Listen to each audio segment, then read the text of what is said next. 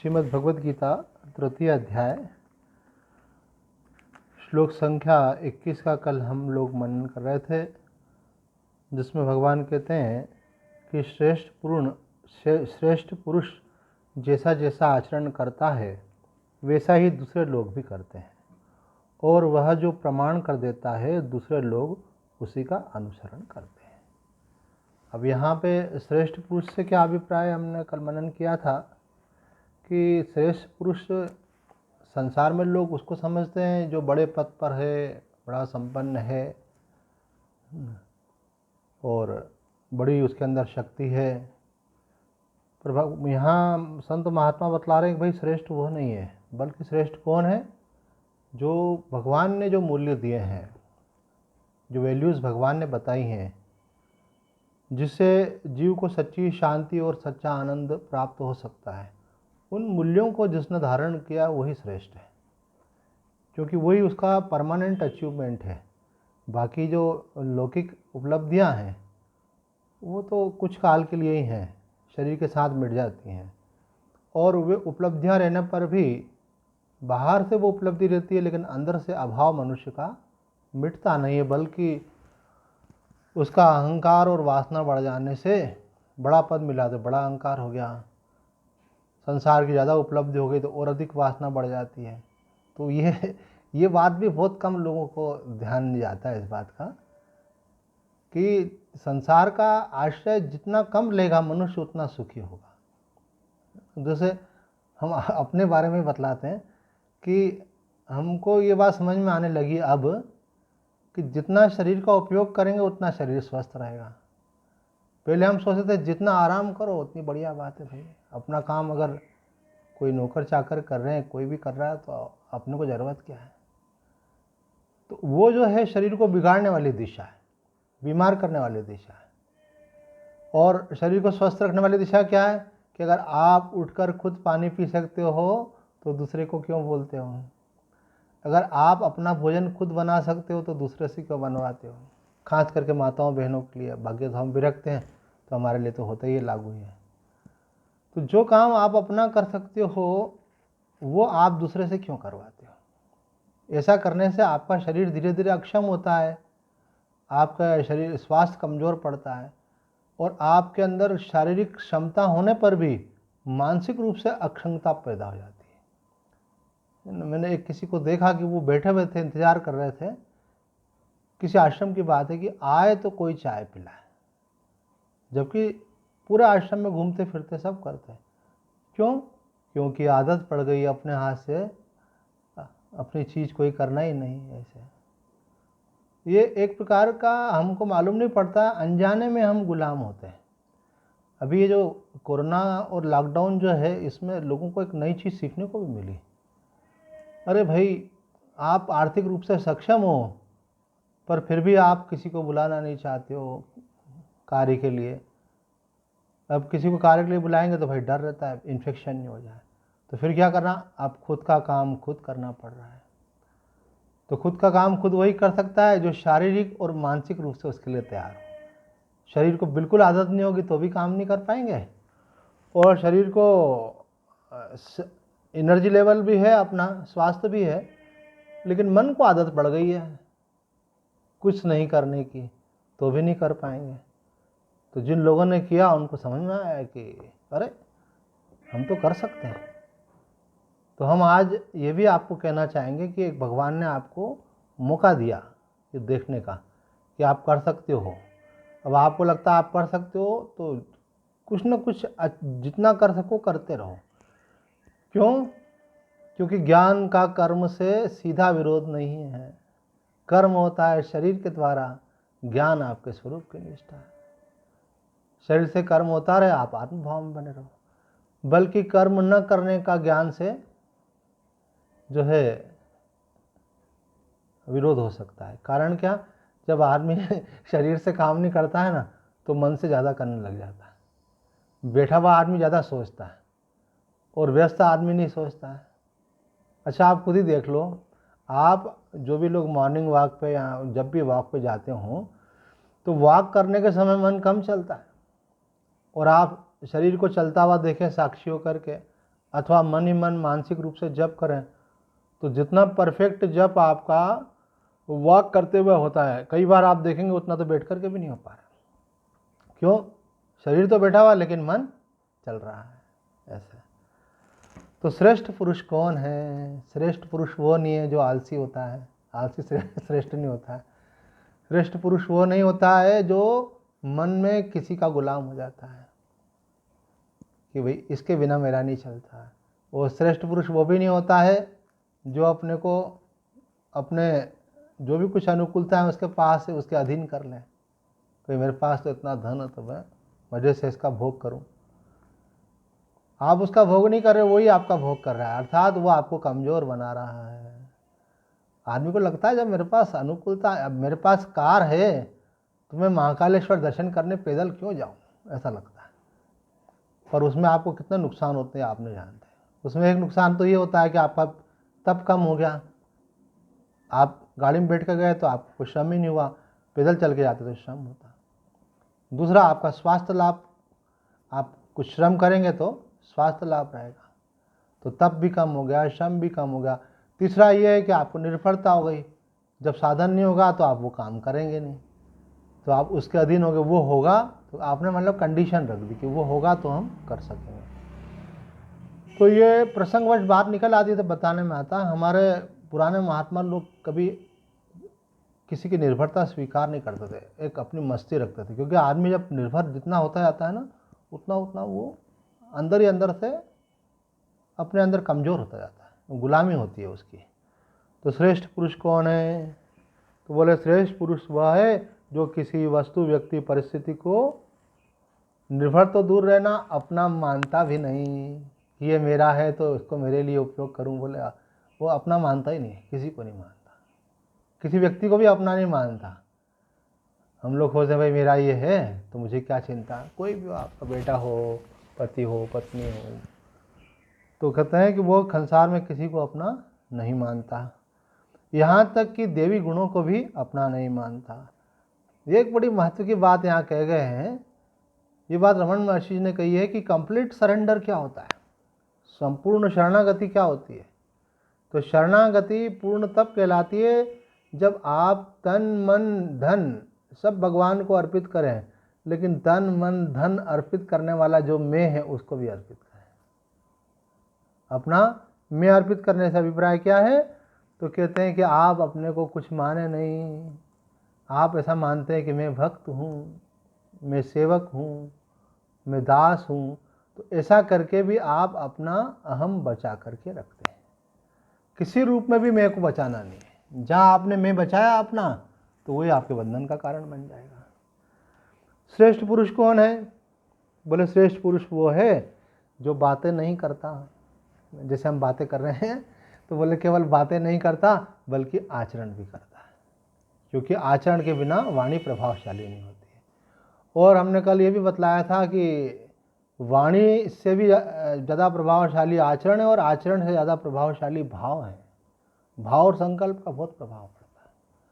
अगर कोई कार्य आप नहीं भी कर पा रहे हैं लेकिन आपके अंदर भाव है, तो भाव की भी मार्किंग होती है।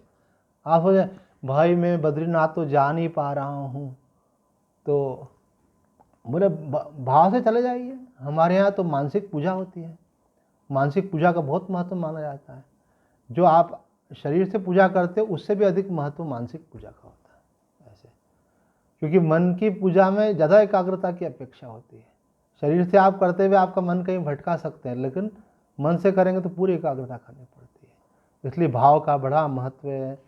तो इसलिए वाणी से अधिक महत्व हो गया आचरण का, आचरण से अधिक महत्व हो गया भाव का। और जो लोग अंतर्मुखी हो जाते हैं, ऐसे उत्तम कोटि के जो साधक हैं, उनके लिए ये बात रमन महर्षि जी की समझने योग्य है। महर्षि जी कहते हैं कि भाव की उत्पत्ति किससे होती है? बोले वो आपके निज आत्मा से। आत्मा कैसी है? मौन स्वरूप है। तो बोले आप मौन में स्थित हो गए तो आपको कोई संकल्प करने की जरूरत नहीं है, दुनिया अपने आप चल रही है। ये आपका सूक्ष्म में ही है जो भाव आचरण यहाँ कर्म कर रहा है। आत्मा में स्थित होने पर कहीं कोई करने वरने की बात ही नहीं है। न कुछ हुआ था न कुछ हो रहा है, एक बड़ा सुंदर भजन है इसको लेकर के। न कुछ हुआ था न कुछ हो रहा है, तुझे सिर्फ होने का भ्रम हो रहा है। अरे स्वामी जी कैसा कैसा भ्रम कैसे मानना है?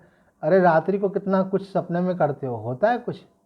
सुबह उठने के बाद मालूम पड़ता है नहीं कि कुछ नहीं किया। ऐसे ही ये माया का प्रभाव है, हमको लग रहा है, और माया में है इसलिए भगवान कह रहे हैं कि करो करो। पर अगर आप माया के पार हो जाएंगे, पार होने के लिए बोल रहे हैं ये कि निष्काम कर्म से पार होने का मार्ग बनेगा। पर अगर पार हो जाएंगे तो मालूम पड़ेगा कि न कुछ करने के लिए है न कोई करने वाला है, एक माया मात्र। ये सारा जगत जो है माया मात्र है। जैसे सपने में सब कुछ दिखता है लेकिन वास्तव में कुछ होता नहीं है। ये असली वेदांत तो यहाँ है। फिर तो ये कह रहे हैं कि अंतःकरण में आप जब संसार की चीज़ों को महत्व देते हो तो आप संसारी लोगों को श्रेष्ठ मानते हो, और अंतःकरण में जब आध्यात्म को महत्व देते हो तो आपको आध्यात्मिक संपदा लोग महत्वपूर्ण लगते हैं। आपका आदर्श कौन है? आपका आदर्श वही होगा जो आपकी अपनी व्यक्तिगत चाह होगी। इसलिए साधु संत किसको अच्छे लगते हैं? जिनको धर्म और आध्यात्म में रुचि होती है। सबको थोड़ी लगेंगे। जिसको पैसे में ज़्यादा रुचि होगी वो तो धनवान को ही श्रेष्ठ मानेगा, कोई किसी को कला में रुचि होगी तो कलाकार को ही श्रेष्ठ मानेगा। तो हमारे शास्त्रीय दृष्टि से उसका अंतःकरण अशुद्ध माना जाता है। जिसको संसार के पद भोग ऐश्वर्य की कामना होती है तो पद भोग ऐश्वर्य वालों को वो बड़ा मानता है, ये उसकी मलिनता है। तो कहते हैं उनको फॉलो करने से उसका अंतःकरण और अधिक मलिन होता है। मैं किसी के घर गया था तो उन्होंने बताया ये हमारा घर, तो उनकी बिटिया के घर कमरे में भी गए हम। तो बिटिया के कमरे में गए तो किसी फिल्मी हीरो का फ़ोटो लगा रखा था। तो मैंने बोला ये कौन है? तो बोले हमको सबसे अच्छे लगते हैं ऐसे। तो वो उनका आदर्श हो गया वो, है ना। हमारा तो इतना पतन हो गया, कोई लिमिट ही नहीं है। और वो हीरो भी कौन था? मुसलमान, जिनका कोई अपना आचरण नहीं। वो हीरोइन भी कौन है? जो 17 पुरुषों के साथ संबंध रखती है। तो क्या उनका आचरण है? लेकिन उनके फ़ोटो लगा के उनको फॉलो कर रहे हैं। तो ठाकुर रामकृष्ण परमहंस कहते हैं अपने कक्ष में फ़ोटो भी महापुरुषों के लगाना चाहिए। जैसे चित्र आप लगाएंगे वैसे ही आपका चरित्र बनेगा। जिसको आप देखेंगे उसका मन पे इम्प्रेशन आता है ना, ऐसे। तो आदमी के छोटे छोटे व्यवहारों से मालूम पड़ जाता है कि वो कहाँ जा रहा है। तो मम्मी पापा होना, जैसे हम बोल रहे थे ना कल कि गुरु होना इतना सरल नहीं है, बहुत जिम्मेदारी का काम है। इन द सेम वे माता पिता होना इतना सरल नहीं है कि बच्चे पैदा कर लिए उसके बाद उनको संस्कार आपने नहीं दिया तो ये आपका अपराध है, आपका कर्तव्य था, आपने नहीं किया। नहीं तो कुंवारे रहते आप, अच्छा रहता ज़्यादा, कम से कम आपके ऊपर ही दोष तो नहीं लगता। तो यहाँ कह रहे हैं यद्यत आचरति श्रेष्ठ। तो बीइंग ए श्रेष्ठ, आप किसके लिए श्रेष्ठ हैं? बच्चों के लिए आप श्रेष्ठ हैं। आप देखो छोटा बच्चा हर बात में बोलता है मेरी मम्मा ने मेरे को ऐसा बोला है, मेरी मम्मा ऐसा कहती है, मेरे पापा ने ऐसा बोला। छोटे बच्चे कैसा बोलते हैं? तो इसका मतलब है कि सारा वो मम्मी पापा को फॉलो कर रहे हैं। थोड़े से समझदार हो जाते हैं, हमारी मैडम ने ऐसा बोला है। स्कूल जाते हैं तो फिर बोलते हैं मैडम ने ऐसा बोला, हमारी टीचर ने ऐसा बोला है। वो टीचर को मतलब वो जब बोलते हैं सयत प्रमाणम कुरुते का मतलब क्या है कि उनके लिए प्रमाण क्या है? ऐसा क्यों करते हो? हमारी टीचर ऐसा बोलती है हमको, है ना। अरे वाह भाई, इसका मतलब टीचर उसकी आदर्श हो गई, वो उनको फॉलो कर रहा है। ऐसे थोड़े आप जब जिज्ञासु मुमुक्षु बनते हो, संतों के पास जाते हो, तो अभी नहीं, हम तो बहुत सालों से बोलते हैं हमारे गुरुजी ऐसा बोलते हैं। आपने प्रवचन में भी कई बार सुना हमसे, हम बोलते हैं हमारे महाराज जी ऐसा बोलते हैं, हमारे गुरुजी ऐसा बोलते हैं, हमारे स्वामी जी। क्यों? क्योंकि वो हमारे आदर्श हो गए हैं। और उनमें अगर हम कोई कमी देखेंगे तो एक कोई व्यक्ति था, उनका आचरण गड़बड़ाया हुआ था, तो कोई उनके आता जाता था। दूसरे ने कहा कि अगर तुम इनके पास आते जाते रहे तो तुम्हारा भी ऐसे ही हो जाएगा। बोले क्यों भाई? वो तो उनका उनके साथ है, मेरा मेरे साथ है। बोला नहीं, आप इनका बड़ा मान सम्मान करते हैं ना, तो जिसको आप अपना आदरणीय मानते हैं उसके गुण फिर आप में आए बिना नहीं रहते धीरे धीरे। और एक तो ये भी बात है, और दूसरा संग का रंग भी चढ़ता है। As the company so the colour. तो यहाँ कह रहे हैं कि श्रेष्ठ पुरुष जो होता है वो इन सब चीज़ों से उठा हुआ होता है, मतलब सांसारिक मोह माया से उठा हुआ रहता है, और इसलिए वो अपने कर्तव्य कर्म का आचरण करता है, और उनको देख करके जो उनके छोटे हैं वो उनसे वैसा ही करने की प्रेरणा प्राप्त करते हैं। लेकिन कोई ज़रूरी नहीं है कि सभी करें। कोई महात्मा लोग इस प्रकार की मस्ती में रहते हैं कि वो इस बात की परवाह नहीं करते हैं, तो वो अवधूत कोटि के होते हैं, उन पर कोई नियम लागू भी नहीं होता है। लेकिन जो आचार्य कोटि के होते हैं लोक शिक्षा की दृष्टि से करते हैं। और गीता जी की शिक्षा ये है, अगर कोई व्यक्ति गीता को फॉलो करना चाहता है तो गीता जी की शिक्षा ये है कि लोक संग्रह के लिए कर्म करना चाहिए, मतलब लोक शिक्षा के लिए कर्म करना चाहिए। आगे भगवान ने यहाँ पे 22वें श्लोक में एक बड़ी महत्व की बात कही है कि देखो, संसार के महापुरुषों की बात तो ठीक है, लेकिन अगर आप मुझसे मेरे बारे में पूछो तो भगवान कहते हैं न मे पार्थास्ति कर्तव्यम त्रिषु लोकेषु किंचन नानवाप्तमवाप्तव्यम वर्त एव च कर्मणि।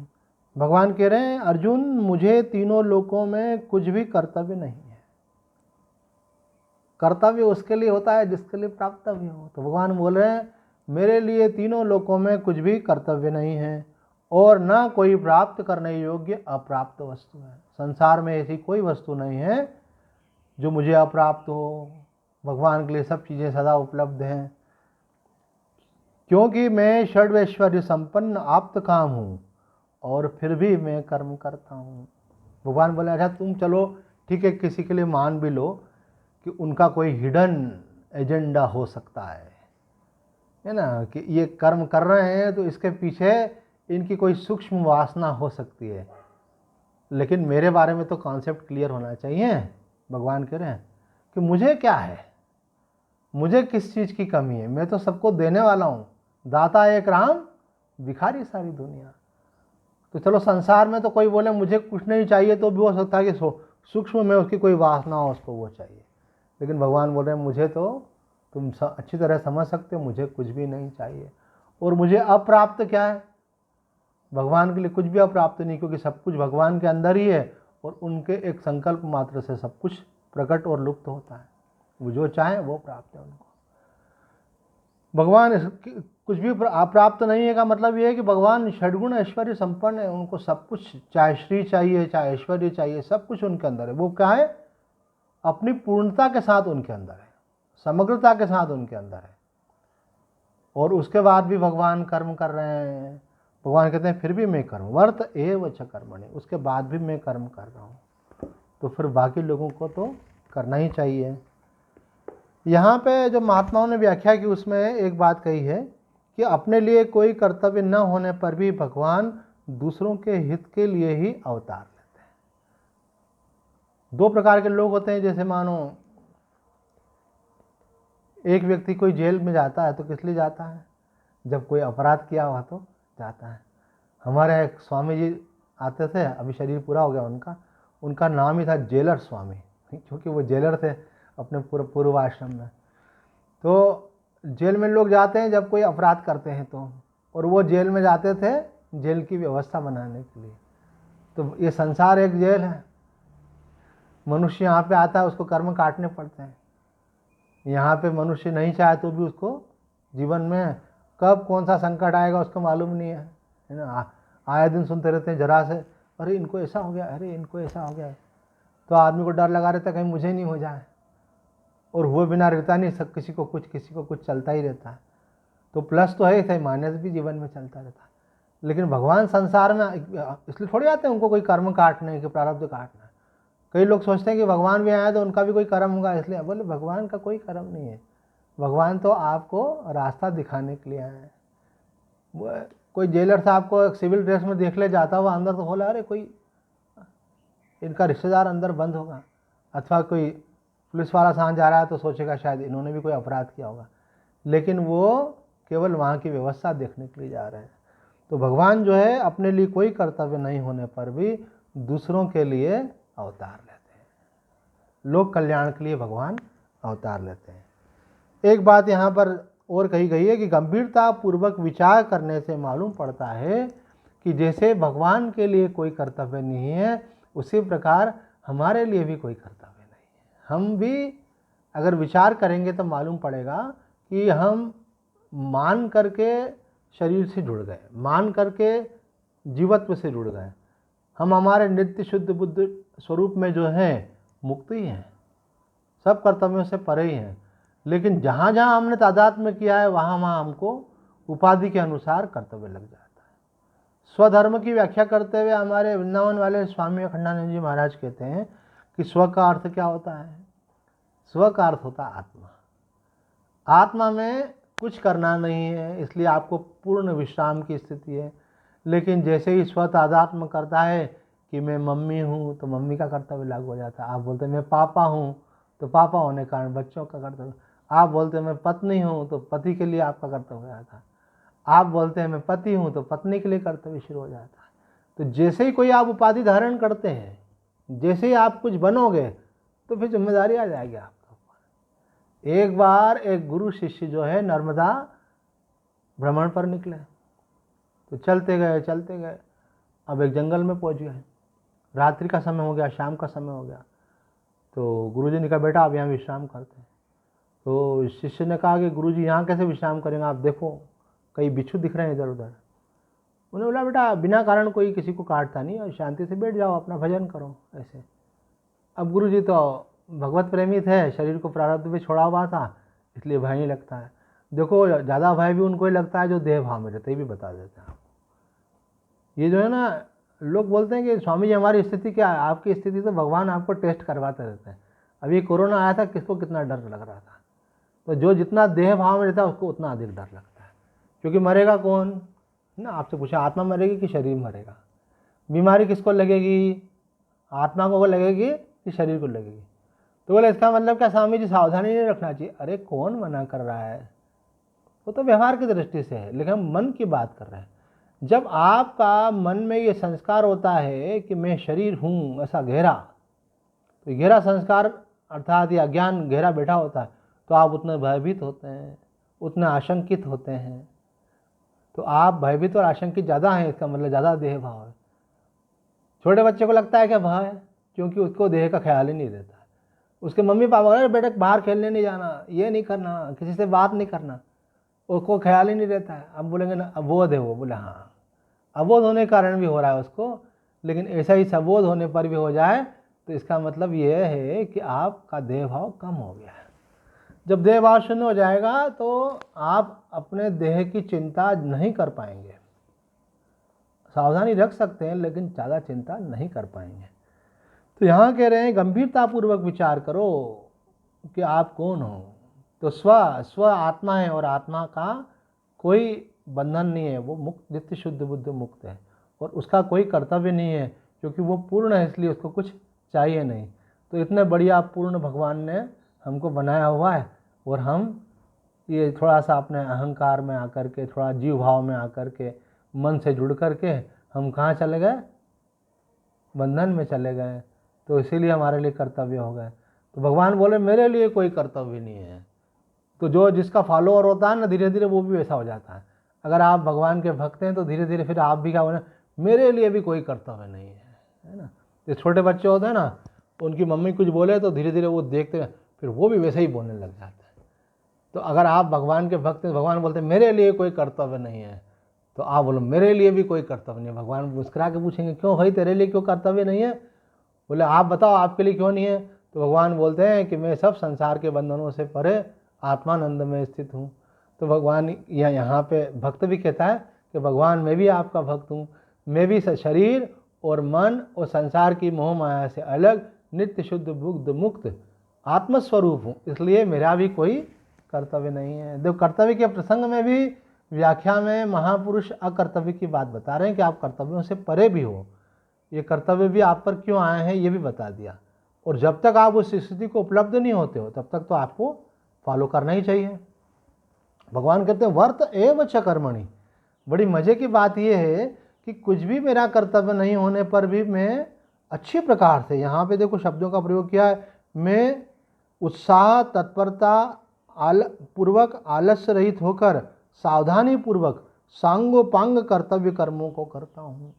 ये भगवान ने कहा ना, वर्ते एव च कर्मणि, इसका अर्थ महात्माओं ने क्या किया है? बोले महात्मा कहते हैं, भगवान ये कहना चाहते हैं, मैं अपना कर्म उत्साह पूर्वक करता हूँ, मैं अपना कर्म तत्परता पूर्वक करता हूँ, डिले नहीं करता हूँ। करना है तो अभी कर डालो, बाद में क्यों? कई लोग बोलते कर लेंगे कर लेंगे, वह कोई तत्परता पूर्वक करते हैं, कोई आलस्य नहीं कि आज रहने देते हैं, ऐसा नहीं, इस काम को छोड़ देते हैं, ऐसा नहीं। आपके मन में आलस्य आ रहा है मतलब कि आप वर्त एव च कर्मणि, भगवान जो बोल रहे हैं उसको फॉलो नहीं कर रहे हैं। भगवान जो है अपना कर्म सावधानी पूर्वक करते हैं, तो सावधानी नहीं करने के कारण काम में गड़बड़ी हो जाती है, काम बिगड़ जाता है, क्वालिटी उसकी डाउन हो जाती है। भगवान जो कर्म कह रहे हैं वर्त एव च कर्मणि, तो महात्मा बता रहे हैं इसका अभिप्राय है, भगवान कह रहे हैं मैं अपना कर्म सांगोपांग करता हूँ, है ना, कोई शॉर्टकट नहीं, करना तो है चलो थोड़ा ऐसा कर लें तो काम हो जाएगा, नहीं। अरे जब कुछ करना ही है तो अच्छे से ही करो ना। हमारे प्रिय मित्र लालचंद जी बोलते थे कि लीला में कर्म करना है तो वो भी परफेक्ट करना है। ये फिल्मी कलाकार होते हैं, एक एक मूवी के इनको मानो लाखों करोड़ों रुपए मिलते हैं, है ना। बोले क्यों करते हैं? क्योंकि उनको एक्टिंग करनी होती है, वो रियलिटी नहीं होती है, एक्टिंग होती है। लेकिन एक्टिंग भी इतनी परफेक्ट करते हैं, ऐसा लगता है कि रियली ऐसा हो रहा है। तो अभी आपको जो रोल मिला है ये क्या है? एक्टिंग है आपकी। किसी को मम्मी का, किसी को पापा का, किसी को शिक्षक का, किसी को डॉक्टर का, ये सबको रोल मिले हुए हैं। आप हो कौन? आप तो आत्मा हो ना। तो ये रोल मिला है आपको संसार में आकर के, जैसे जैसा परिस्थिति मिली है भगवान ने वैसा रोल दिया हुआ है। तो रोल को भी इतना परफेक्ट करो कि अज्ञानी को लगे कि ये भूल ही चुके हैं कि मैं आत्मा हूँ। ये तो अपने को मम्मी ही मान कर चलते हैं, ये तो अपने को स्वामी जी मान करके चलते हैं, ये तो अपने को डॉक्टर मानकर चलते हैं। Swami ji is not actually Swami ji, he is आत्मा। And mummy papa is not actually mummy papa, they are आत्मा। आप हो तो आत्मा, लेकिन आपको रोल मिला है ये वाला। तो जो रोल आपको मिला है वो रोल इतना परफेक्ट होना चाहिए कि बोले यार आदर्श मम्मी कैसी होती है, तो बोले ऐसी होती है। आदर्श शिक्षक होता है तो बोले ऐसा होता है। आदर्श डॉक्टर होता है तो ऐसा होता है, और आदर्श शिक्षक होता है तो ऐसा होता है, और आदर्श सन्यासी होता है तो ऐसा होता है। तो जिसको जो रोल मिला है वो रोल भी परफेक्ट। भगवान कहते हैं वर्त एव च कर्मणि, मेरे लिए कोई कर्तव्य नहीं है, फिर भी मैं अच्छी प्रकार से अपना कर्म करता हूँ। और भगवान ये बात अर्जुन को समझा रहे हैं। न मे पार्थास्ति कर्तव्य, अर्जुन को बोल रहे हैं हे पार्थ। जो कुंती माता थी उनका बचपन का नाम प्रथा था। तो यहाँ जब भगवान अर्जुन को पार्थ बोलते हैं तो पार्थ संबोधन जो है, जयदयाल गोयनका जी कहते हैं ये उनका पार्थ संबोधन जो है परम प्रेम पूर्ण संबोधन है। ये संबोधन जो है बड़ा आत्मीयता का सूचक है। बहुत प्यार से बोलते हैं अर्जुन को। बोले मैं तेरे कल्याण में जरा भी कसर नहीं रख रहा हूँ, तेरी भलाई के लिए बोल रहा हूँ, तेरे हित के लिए बोल रहा हूँ, तेरे कल्याण के लिए बोल रहा हूँ, और कहीं कोई कमी न रखते हुए बोल रहा हूँ, तेरा इसी में ही हित है। जैसे कोई अपना बहुत लाडला होता है ना, उसको बहुत प्यार से बोला जाता है।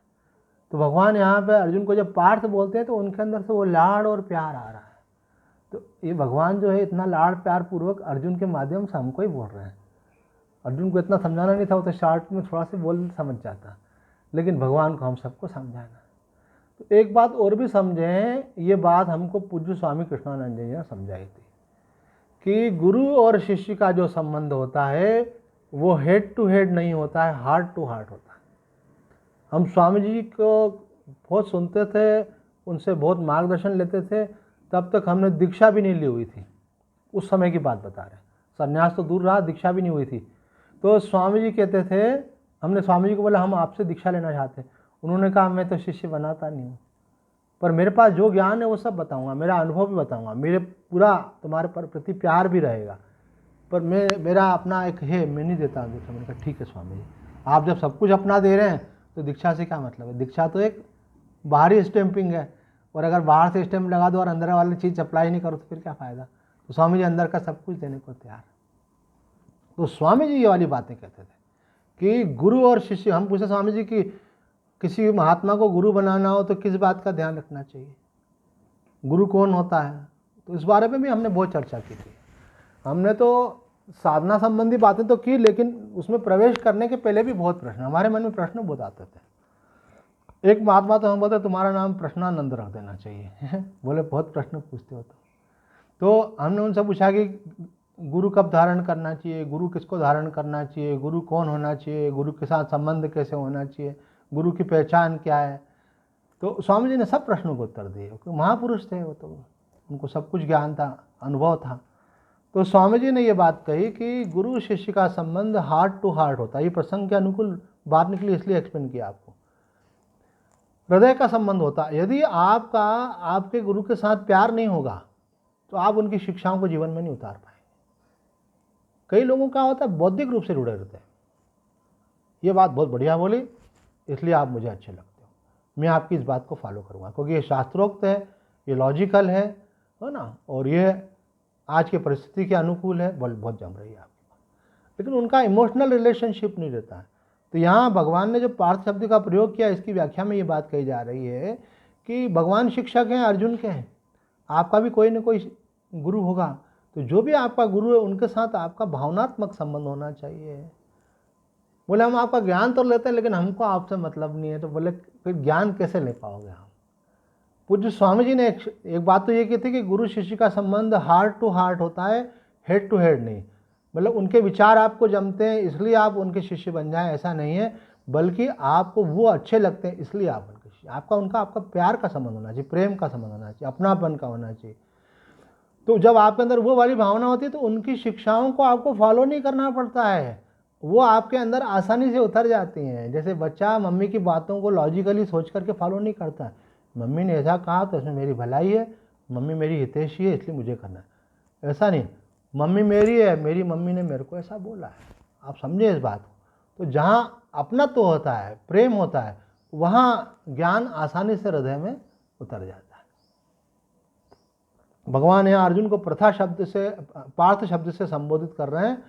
तो स्वामी जी बोलते थे कि गुरु शिष्य का संबंध हार्ट टू हार्ट होता है।